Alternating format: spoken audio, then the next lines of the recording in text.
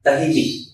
Noong una, upang pansamantalang mapatahimik ang mga araw ng Biyernes Santo at Sabado Santo, naging malikhain sila.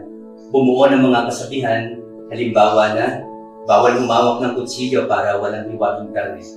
Bawal maglaro ang mga bata baka pag nasugatan, matagal bago bumalik. Mag-iingay kasi sila. Bawal ang maligo, iigib pa kasi gagawa ng ingay ang bante. Bawal tumawa, ay patay kasi. Tahimik muna bilang paggalang at pag-alaala sa kamatayan ng Panginoong Jesucristo. Sa Sabado Santong ito, bagaman alam natin na mababaw ang mga nabanggit na kaugalian at kasabihan, ngunit ang malalim na kahulugan ay naroon. Tumahimik, manalangin, at buong pag-aasam natin ipagdiwang ang linggo ng Pasko ng muling pagkabuhay ng may bagong kalooban. Ipanalangin natin tayong mga Pilipino, ang mga lingkod bayan, at sa mga kumakandidato. Sama-sama tayong manahimik at hayaang ang budhi natin na magsalita. Usisahin natin siya.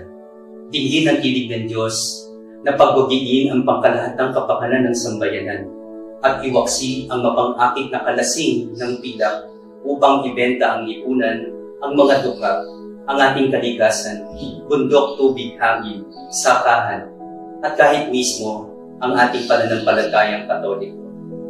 Tahimik, isang salita, dahil sandigan natin ang kanyang salita.